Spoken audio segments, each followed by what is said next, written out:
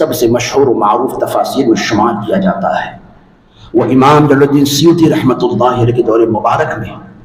ایک شخص کا انتقال کا وقت قریب آیا، لوگ اسے کلمہ پڑھانے کی تلقین کرنی تھی، کیونکہ یہ دستور ہے کہ جب کوئی دنیا سے انتقال کر رہا ہوتا ہے تو قریب بیٹھے ہوئے لوگ جب اس بات کو محسوس کرتے ہیں کہ اب اس کی جسم سے روح جدا ہونے والی ہے تو کلمے کی تلقین کراتے ہیں تاکہ ایمان پر اس کا خاتمہ ہو جائے۔ کلمہ پڑھانے کی کوشش کر رہے ہیں،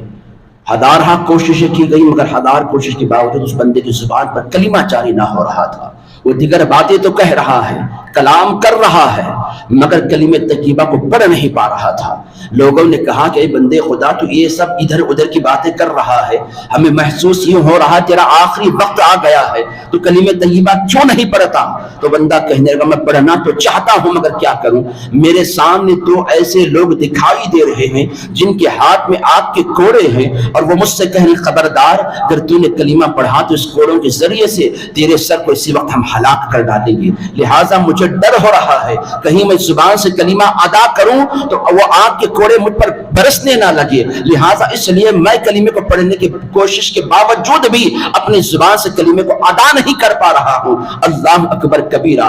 لوگ کوششیں کرتے کرتے تھک گئے، یہاں تک کہ دنیا سے اس کا انتقال ہو گیا مگر اسے کلمہ نصیب نہ ہوا۔ امام جلال الدین سیوطی رحمۃ اللہ علیہ فرماتے ہیں آخر اس بندے کے متعلق تحقیق کی گئی کہ آخر اللہ تبارک و تعالیٰ مرتے وقت اس بندے کو کلمہ طیبہ کی دولت سے کیوں محروم رکھا، ایمان سے کیوں محروم رکھا۔ لہذا جب تحقیق کی گئی تو پتا چلا یہ وہ شخص تھا ایسے لوگوں کی سنگت میں بیٹھا کرتا تھا جو حضرت سیدنا ابو بکر صدیق و عمر فاروق کے متعلق بدگوئی کیا کرتے تھے۔ لہذا کچھ ایسے خارجی لوگ موجود تھے جو صحابہ کرام کے متعلق بدگوئی کیا کرتے تھے، یہ ان کی سنگت میں بیٹھنے والا شخص تھا، ان کی صحبت میں بیٹھنے والا شخص تھا۔ تو امام جلال الدین سیوطی رحمۃ اللہ علیہ یہاں پر اس بات کی وضاحت کرتے کہ لوگوں ذرا غور کرو، یہ وہ شخص تھا جو لوگوں کی ایسے لوگوں کی سنگت میں بیٹھا کرتا تھا جو صحابہ کی شان میں گستاخیاں کیا کرتے تھے۔ یہ گستاخی کرنے والا نہ تھا، اس نے اپنی زبان سے کبھی کسی صحابی کے متعلق بد کلامی نہ کی تھی،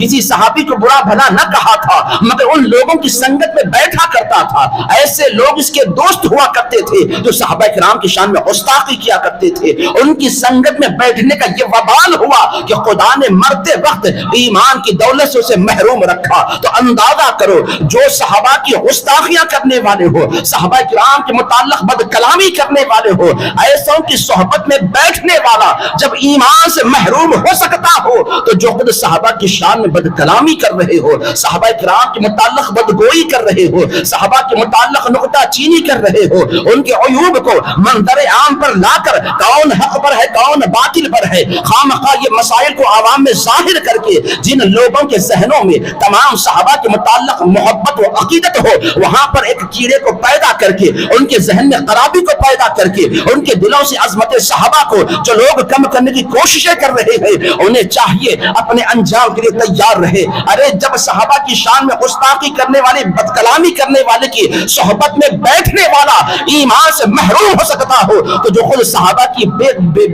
جو صحابہ کی بے ادبی کر رہے ہو یا صحابہ کے متعلق بد کلامی کر رہے ہو ان کا ایمان مرتے وقت محفوظ کیسے رہ سکتا ہے؟ میرے مصطفیٰ کا فرمان ہے ان قریب ایسا زمانہ آئے گا کچھ ایسے بدبخت لوگ پیدا ہوں گے جو میرے صحابہ کے متعلق ان قریب بد کلامی کریں گے، ان کے عیوب کو لوگوں کے سامنے ظاہر کریں گے، میرے صحابہ کے متعلق زبان درازی کریں گے، میرے صحابہ کے عیوب کو مخلوق خدا کے سامنے ظاہر کریں گے۔ سرکار دو عالم فرماتے ہیں اے میرے امتیوں سن لو، جب تم ایسے لوگوں کو پاؤ جو میرے صحابہ کے متعلق بد کلامی کرتے ہو، صحابہ کی نکتہ چینی کرتے ہو، میرے صحابہ کے عیوب کو مخلوق کے سامنے ظاہر کرتے ہو، میں تمہیں خبردار کرتا ہوں نہ ایسے لوگوں کی سنگت میں بیٹھنا، نہ ایسے لوگوں کی صحبت اختیار کرنا، نہ ان کی دعوت میں شامل ہونا، نہ ان کے ساتھ ایک دسترخوان پر بیٹھ کر کھانا کھانا، یہاں تک کہ آقا فرماتے ہیں نہ ان کے پیچھے نماز پڑھنا، نہ وہ انتقال کر دے تو ان کی نماز جنازہ میں شامل ہونا۔ یہ میرے مصطفیٰ کا وہ فرمان ہے جسے آج ہر وہ شخص اپنے دل و دماغ میں باندھ لے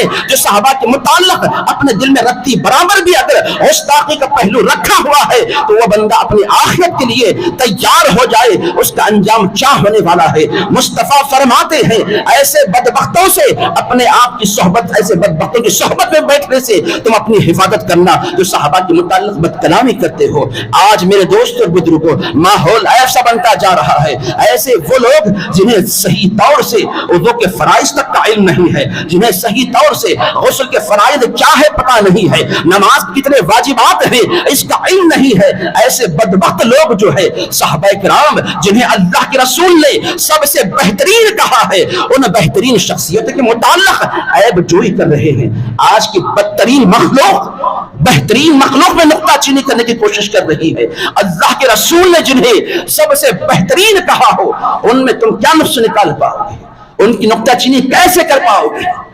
صحیح طور سے نماز پڑھنے کا طریقہ تک نہیں آتا، طہارت کے آداب تک نہیں معلوم کہ طہارت خانے میں داخل ہو تو سر کھلا رکھیے ڈھکا رکھیے یہ تک پتہ نہیں۔ اگر یہ نقطہ چینی کرنے والے عیب جوئی کرنے والوں سے آپ سوال کر کے بھلا بتلاؤ طہارت خانے میں جب داخل ہو رہے ہو سر کھلا رکھنا ہے یا ڈھک کر رکھنا ہے، تو اس کا جواب یقین کے طور پر میں کہتا ہوں کہ وہ جواب نہیں دے پائیں گے، اس کا انہیں علم تک نہیں ہوگا۔ اور ایسے